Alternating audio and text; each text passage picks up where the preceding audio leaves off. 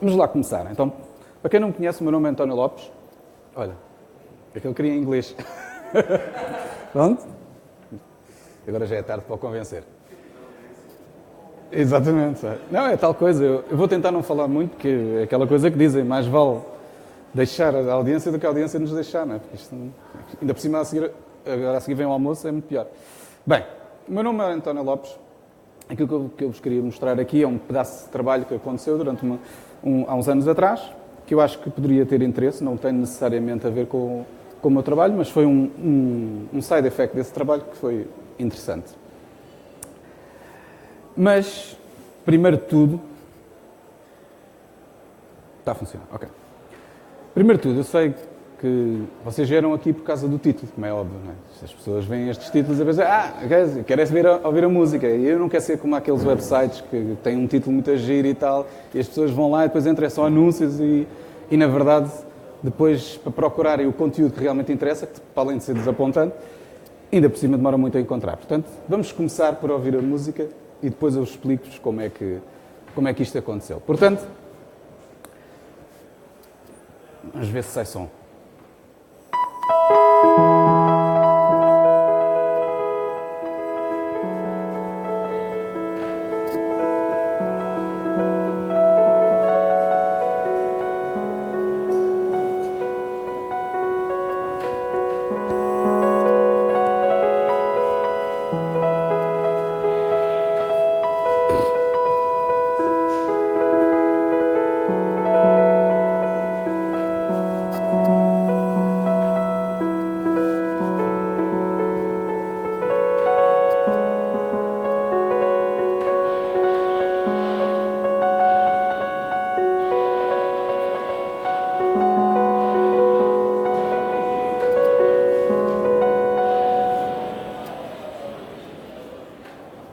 E pronto, foi esta a música. Era aquela coisa, não vos queria deixar já com aquela coisa, vamos ouvir uma toca enorme, depois a música é uma porcaria, depois não. Sim, ouvem já a música, se for mal, eu sei que é mau, podem se já levantar e ir embora, mas pronto. Agora, se tiverem interesse em saber o que é que aconteceu, pronto, eu agora a seguir vou explicar. Mas, antes disso, eu vou mostrar os meus dotes de mind reader. Era isto que estavam a pensar, não era? Não era isto. Então era isto. Não, também não. Agora a sério. Eu quando digo que trabalho com inteligência artificial, há sempre uma coisa que aparece na mente das pessoas, não é? Toda a gente pensa nisto. É normal, vocês não são diferentes, as pessoas pensam sempre, neste gajo trabalha na inteligência artificial, é que deve fazer aquelas coisinhas de robôs para nos matar, não sei mais. Não. É verdade, toda a gente pensa isso. E nós temos um bocado de sorte de trabalhar com coisas interessantes, é verdade. Fazemos uns robôs, normalmente com armas. Esses robôs têm armas. E mesmo, também não percebo porquê, a gente faz sempre coisas com armas, é um bocado estranho, mas pronto. Mas, de facto, temos a sorte de às vezes trabalhar com projetos engraçados, com robozinhos, pronto. E as pessoas depois constroem, obviamente isso, com base naquilo que acontece nos filmes de inteligência artificial, é tudo muito romantizado, não é? E as pessoas pensam, isto é muito fixe. E por isso, quando eu digo que trabalho em inteligência artificial, as pessoas ficam logo a pensar, o gajo faz aqueles robôs que nos vão matar um dia. Mas pronto, a verdade é que depois a vida da inteligência artificial não é necessariamente assim tão romântica como os filmes gostam de pintar. Porque aquilo, para chegarmos a algum ponto interessante, há mesmo muito trabalho que depois as outras pessoas não veem e que não chega, portanto, a dar aquela ideia de que é preciso fazer muito espaço até chegar a um produto realmente interessante. Uma das tiras do XKCD é verdade, isto acontece muitas vezes, as pessoas de facto passam muito tempo à espera, principalmente quando a gente trabalha com bibliotecas muito grandes, não é? Passa-se muito tempo a compilar, portanto isto é verdade, acabamos por passar muito tempo, mas na verdade aquilo que acontece mais é isto, é a gente passar e ver linhas de código a passar, e estamos a trabalhar e mais linhas de código a passar. Isto não é mesmo do meu trabalho, isto é uma coisa que eu fiz há uns dias atrás, portanto não tem interesse nenhum, mas o propósito é mostrar-vos exatamente que aquilo que nós fazemos, depois quando estamos a fazer simulações, é ver código assim, passar, logs a passar e isto. E, portanto, nem sempre é muito interessante estar a fazer este trabalho. A gente tem que arranjar maneira de tornar este trabalho um pouquinho mais interessante. Mas pronto, eu estou a saltar aqui um bocadinho à frente, vou então dar-vos um bocadinho de contexto sobre como é que eu vim parar este tipo de trabalho e depois como é que surgiu aquela música que ouviram. Vocês, temos pena? Agora ouvem outra vez no final. Já não a viram no início, mas pronto. Esta é uma timeline simples, vou só tentar dar algum contexto temporal sobre isto que eu estou aqui a falar. Portanto,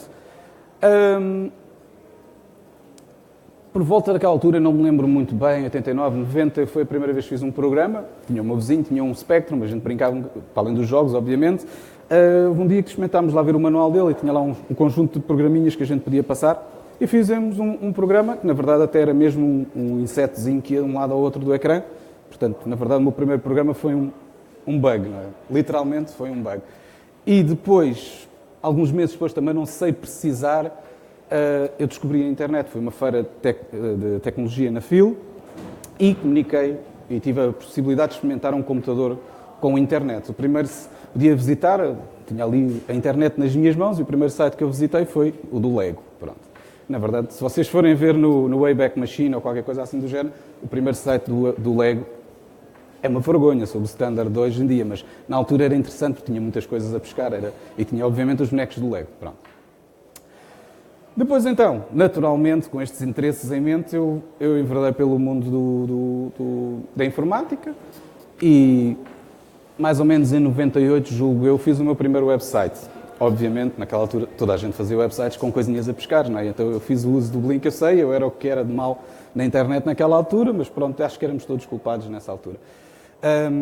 Depois, como não aconteceu nada com aquele bug do ano 2000, o mundo sobreviveu. Eu depois tive a sorte de, no início do ano 2000, começar a conhecer a inteligência artificial numa das disciplinas da faculdade e o professor de inteligência artificial da altura andava à procura de novos alunos para trabalhar no laboratório e então eu concorri e fui trabalhar lá no laboratório. E estive a trabalhar, portanto, desde essa altura. Depois, em 2002, acabei por terminar a licenciatura. Em 2006, acabei o mestrado em Engenharia das Telecomunicações. E, finalmente, em 2011, depois, acabei o meu doutoramento em Inteligência Artificial. Mas aquilo que eu vos queria falar é de um período específico no tempo, que é mais ou menos nesta altura em que eu estava a trabalhar no meu doutoramento, em que estava, de facto, a fazer muitas simulações que tinham a ver com o trabalho que eu estava a fazer naquela altura. Já vos dei o contexto temporal, agora queria-vos falar um pouco do contexto da área em que eu trabalho particularmente. Quando as pessoas ouvem a inteligência artificial, a verdade é que é uma área gigantesca. É muita coisa que existe na inteligência artificial. Portanto, não é pensarem que quando uma pessoa diz que trabalha nessa área que sabe tudo. Eu não sei muita coisa Eu nunca trabalhei, por exemplo, com linguagem natural. Processamento de linguagem natural. Nunca fiz nada disso. É tal coisa. As pessoas pensam que nós sabemos tudo sobre a inteligência artificial, mas não. Áreas muito específicas. Eu, em particular, trabalho numa sub-área da inteligência artificial, que é a área de inteligência artificial distribuída. E, dentro dessa, há um crossover ali com uma outra área que é a coordenação inteligente e o meu trabalho, portanto, está mais ou menos ali naquele subset destas duas áreas. Mas, portanto, o que é que eu fiz em particular? Porque isto tem a ver com o que eu fiz no doutoramento. Este era o título da minha tese. Distributed Coordination in Unstructured Intelligent Agent Societies. Não muito pomposo, mas eu já vos vou explicar. Vamos parti-lo por bocadinhos, que é para vocês perceberem o que é isto. Primeiro de tudo, aquela parte, Intelligent Agent. O que é um agente inteligente? Um agente inteligente, na verdade, é só um pedaço de software. É um pedaço de software que tem umas capacidades, tem um conjunto de skills lá dentro, não é? Que ele consegue executar e consegue comunicar com outros nós igual a ele. Ou mesmo com outros tipos de programas e APIs e o que for necessário. Mas, na verdade, ele, para conseguir executar estas ações, não é? São estes quadradinhos aqui que estão em baixo, ele precisa de receber alguns inputs. E, para além disso, é preciso que tudo no mundo esteja nas condições certas para ele poder executar essas ações. E quando isso acontece, nós chamamos as tais pré-condições, então aí sim ele pode executar estas suas tarefas. Por sua vez, executar estas tarefas significa o quê? Produzir outputs, não é? Dar um relatório, dar um conjunto de conhecimento, ou gerar novo conhecimento, ou simplesmente fazer uma ação qualquer no mundo, ou seja, mudar qualquer coisa numa base de dados, ou escrever qualquer coisa num fecheiro, pronto, coisas deste género. E vocês podem olhar para isto e dizer, mas porquê que isto é inteligente? Pode não ser, pode não se considerar inteligente. Portanto, por si só, isto não é necessariamente um agente inteligente. É por isso que entra aqui a palavra societies, neste caso, porque aquilo que os faz inteligentes é o facto de eles serem muitos. Trabalham muitos juntos. E isto faz, essa energia entre estes vários nós, faz esta emergência de inteligência. Okay? E é aqui, quando eles geram novo conhecimento, é quando eles conseguem juntar as suas capacidades numa só, não é? Numa grande inteligência coletiva, que produzem resultados realmente interessantes. É daí que vem a parte da inteligência propriamente dita. Ainda assim, há várias maneiras de trabalhar com isto. Não é? Nós temos muitos nós destes, mas temos que escolher a forma como vamos trabalhar com eles. E, portanto, no meu caso, eu escolhi trabalhar desta forma, com coordenação distribuída. E porquê? Porque nós já vimos filmes de inteligência artificial suficientes para saber que se nós tivermos um ponto central de falha e aquele for atacado, pronto, vai a rede toda abaixo. Não é? Portanto, isso é muito evidente. Não queremos coisas deste género, nós queremos redes robustas. E para além de que software, como é muito fácil de replicar, faz sentido ter muitos. Não é? Porque assim a rede de certeza que vai ser robusta. Para além disso, se nós conseguimos de facto que cada um se coordene sozinho, sem necessitarem daquele ponto central de coordenação, então não há limites para o tamanho desta rede. E portanto, se não há limites para o tamanho desta rede, não há problemas nenhuns de escalabilidade. Okay? Portanto, é exatamente este o propósito de querer trabalhar aqui neste género de redes distribuídas. Falta, portanto, só aquela última palavra, unstructured. Porquê sem estrutura? Eu vou tentar explicar porque é que isto acontece. Isto, às vezes as pessoas podem não perceber este pequeno conceito. Ele, de facto, tem estrutura, mas a estrutura é gerada sozinha. Isto é, no sentido em que a definição da estrutura não é dada no arranque. E por que não? Primeiro, porque os programadores são preguiçosos. Não é preguiçosos. As pessoas ouvem-me a dizer isto, se calhar não é a ideia de que são preguiçosos. São preguiçosos no sentido em que gastam 2 horas para fazer uma tarefa que executa essa tarefa em 10 segundos, que originalmente, se fosse feita à mão, demorava meia hora. Portanto, é daquelas coisas. Somos preguiçosos, mas porque gostamos de otimizar trabalho. Pronto. E preferimos que não seja o humano a fazer determinada coisa, certo? E, portanto, aqui o propósito é o mesmo. Eu não vou estar a fazer o meu trabalho todo para gerar estrutura numa determinada rede de agentes, se eles podem fazê-lo sozinho. E depois também, porque é um exercício difícil. Se é um exercício difícil, também é interessante para a investigação e para o trabalho que se consegue fazer. Pronto.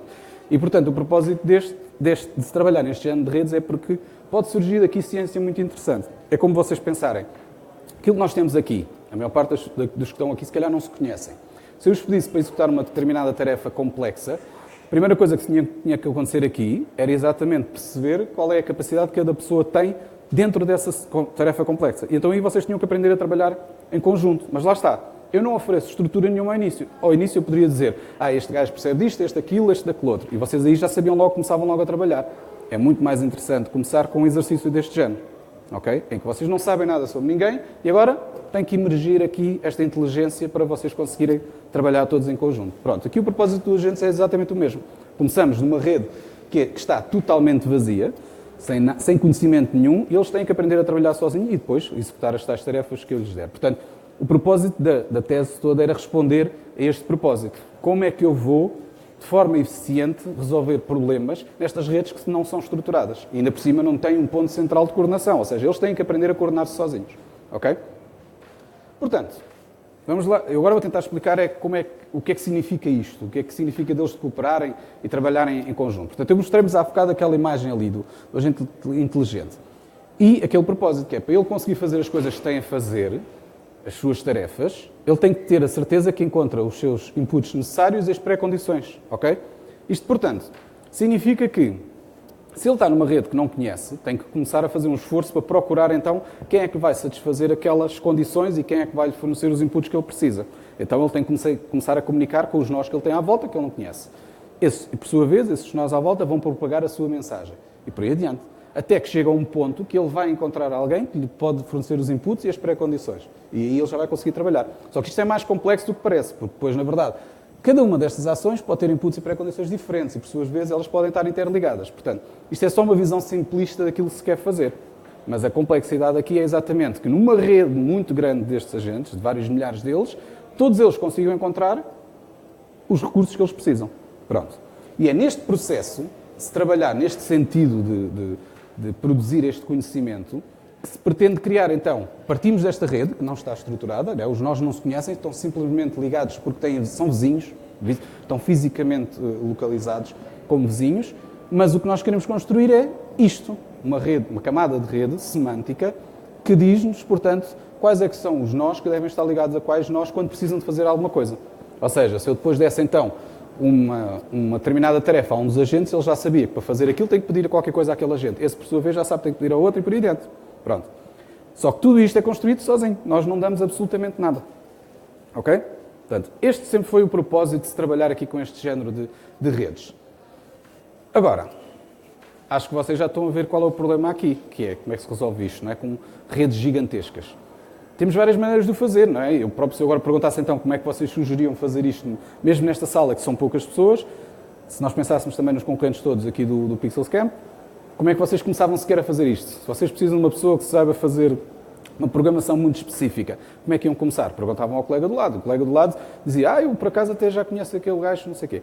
E, portanto, iam andar aqui a dar uns saltinhos e a fazer esta comunicação. Mas qual é que é o melhor algoritmo para fazer isto? Perguntam a todos os vossos vizinhos, não é? O chamado flooding, que é o algoritmo mais clássico, como é que chamava aquela rede peer-to-peer dos anos 90? Gnutella, não é? Que fazia o flooding para toda a gente, e era óbvio, não é? Aquilo inundava a rede e era péssimo. Portanto, a questão é mesmo esta, temos que encontrar bons algoritmos. E desde essa altura surgiram imensos algoritmos para fazer este tipo de trabalho. Portanto, aqui é que vem a parte que não é nada romântica da inteligência artificial, que é, nós temos de testar tudo. Epá, não há hipótese. Vamos testar todos os algoritmos que conhecemos neste cenário e vamos ver qual é que é o melhor. Incluindo, vamos testar os maus, porque nós temos que construir esta baseline do percurso de ou da performance de um determinado algoritmo para sabermos então quais é que são os maus para começarmos a partir daí. Pronto. E então não há hipótese. Temos mesmo de testar tudo. O que significa, voltamos então àquilo que eu vos tinha mostrado ao início, que é, passamos muitas horas nisto. E muitas horas nisto. Ver logs a passar. E depois, estamos a trabalhar nisto. Vemos os logs, chegamos ao final, o resultado afinal não era aquilo que estávamos à espera porque alguma coisa correu mal. Vamos afinar os algoritmos, etc. Volta a correr outra vez.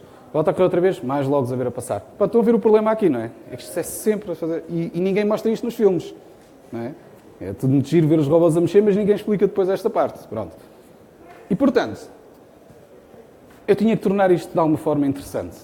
Não há aqui volta a dar. Eu estava farto de olhar para estas coisas, ainda por cima, como eram simulações, não tinham necessariamente de correr em tempo real, eu tinha que fazer mesmo alguma coisa para torná-las interessantes. Pronto.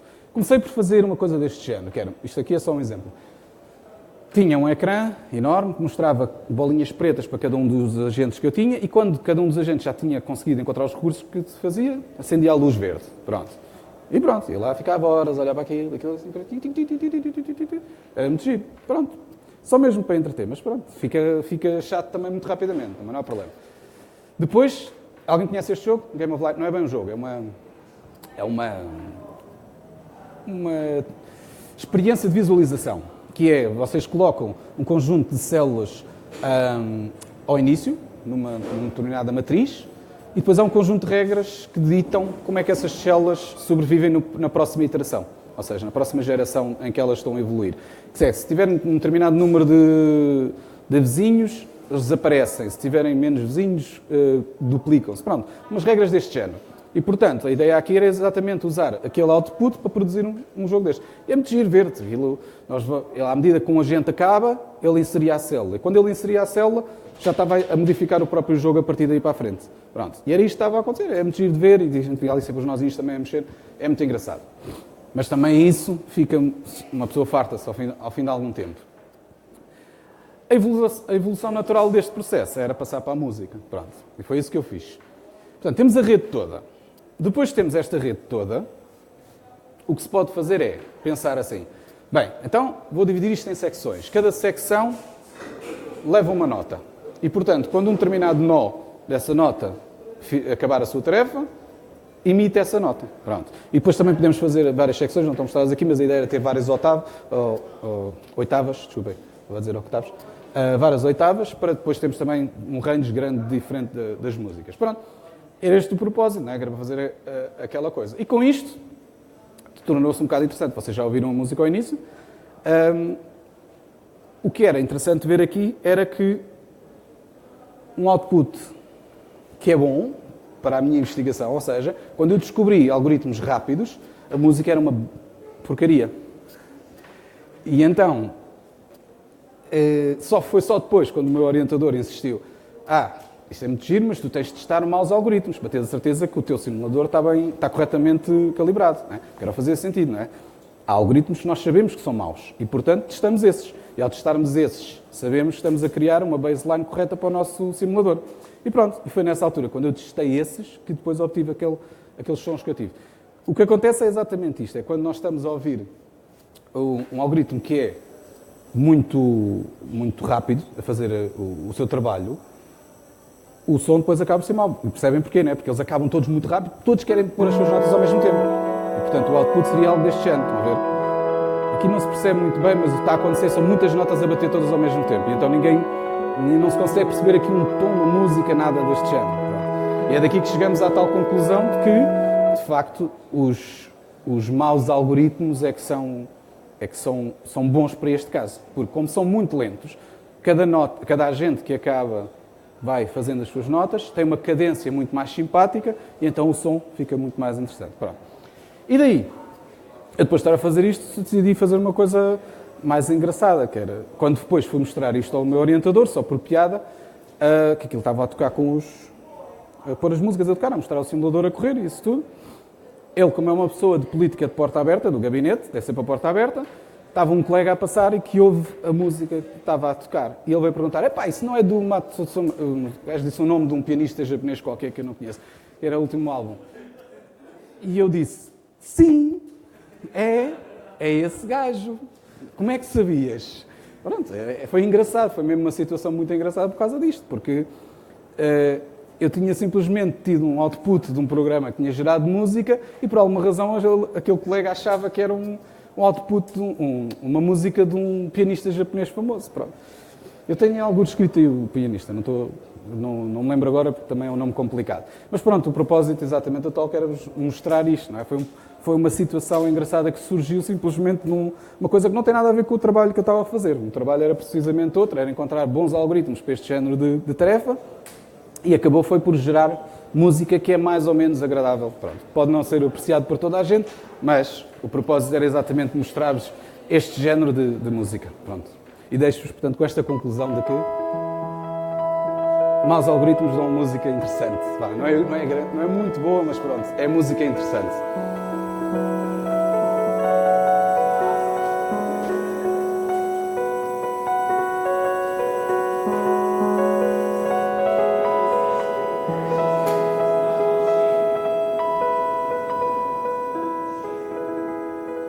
Tenho CDs à venda à saída, se quiserem.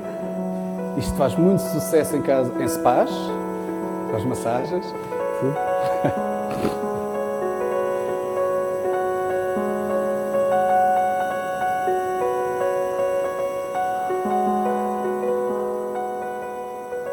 Eu acho que dá para perceber que, à medida que os agentes vão acabando, não é? Vão ficando poucos para o fim e a música vai desacelerando, exatamente porque são já poucos aqueles que têm que procurar os recursos que têm a encontrar. E então a música vai ficando cada vez mais melódica e pronto. E era este o propósito. Pronto, muito obrigado.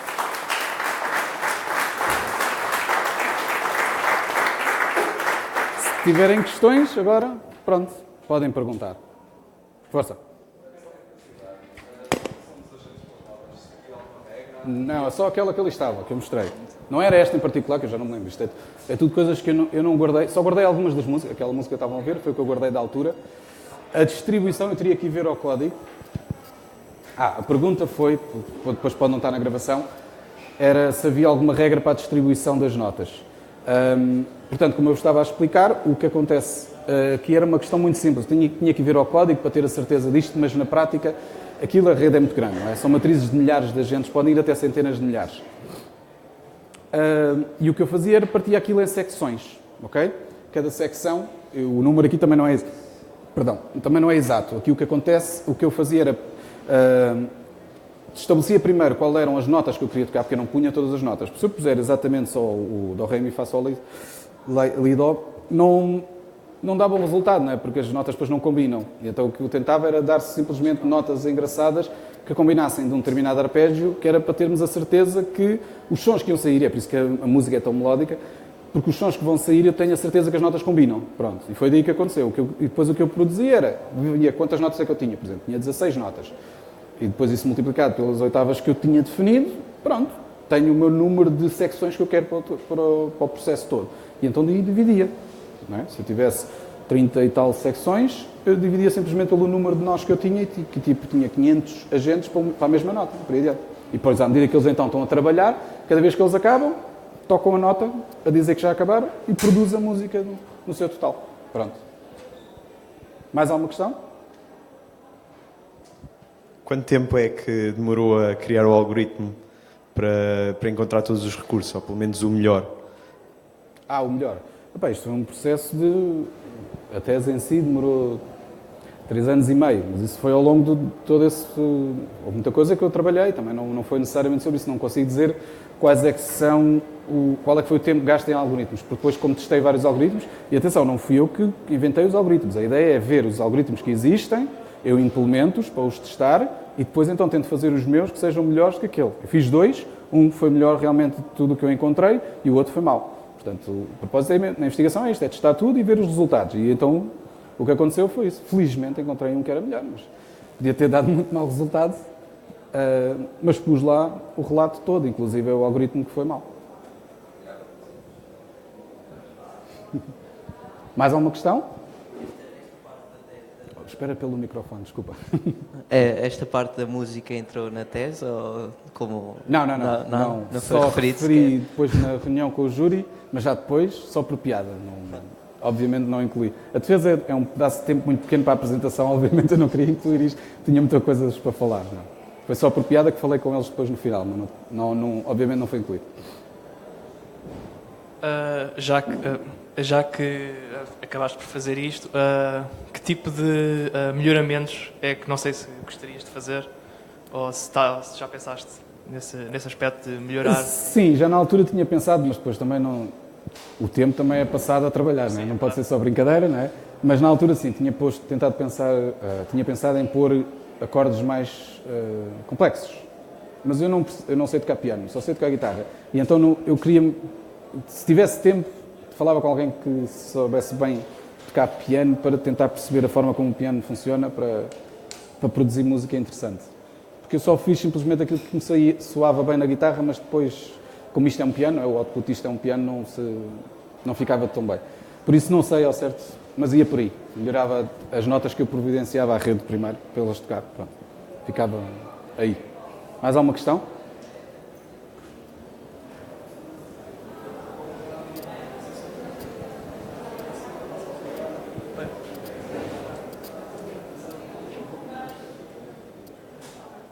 Ninguém pergunta aquela questão. Então, mas qual é que é o algoritmo mau? Aquele que deu a música. Achava que iam perguntar isso, por acaso. O algoritmo que deu isso foi um baseado no flooding, exatamente porque o flooding é bom no conceito de que espalha aquilo que há a fazer muito rapidamente, mas também inunda a rede com muita coisa. E neste caso estamos a falar de um algoritmo que tentava melhorar, foi um algoritmo feito já há uns anos, antes de aparecerem as hash tables, que tentava fazer exatamente o processo contrário, complementar ao flooding, que era as mensagens que tivessem maior propagação na rede, já havia uma probabilidade maior de outros nós terem recebido essa mensagem. Logo, ele diminuía a prioridade dessas mensagens. Mas o tempo que leva a fazer este género de processamento também em si já acrescenta um overhead ao algoritmo que não é bom, não é? Portanto, daí que aquilo ainda era pior que o flooding, nesse sentido. Só é bom para tarefas que são muito complexas e que demoram muito tempo a fazer.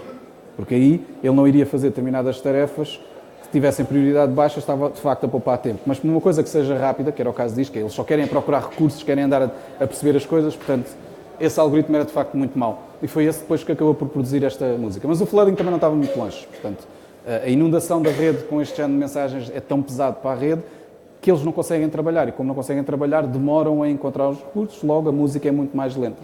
E é esse o propósito. Mais questões? O algoritmo atualmente está a ser usado? O algoritmo está a ser usado? Sim, ou seja, o que encontrou melhor e que, portanto, o seu trabalho foi basicamente arranjar os melhores e os piores e fazer quase um benchmark. Isto é assim, não, mas isto é ciência, as coisas funcionam assim. Nós encontramos estas coisas, publicamos, não é? E depois é suposto alguém fazer melhor. Pronto. Sim, mas podia pegar no que fez e pôr em ponto prático na robótica ou em quer que seja. Ainda não temos redes suficientemente grandes para testar isto. É trabalho que ainda é trabalho sobre o futuro. Pronto. Okay. Para quando nós tivermos redes como as IoTs, não é? Mas bem implementadas, com segurança e com muitas delas, quando nós tivermos mesmo muitos dispositivos por aí espalhados e que esses gerem conhecimento e que nós queiramos gerar mais conhecimento sobre isso, então aí sim, podemos começar a utilizar algoritmos deste género. Mas até lá, enquanto a coisa não existe, não é? Pronto, É quando não está bem estabelecida, que é isso que eu quero dizer. Pronto. Temos que esperar. Pronto. Mais questões?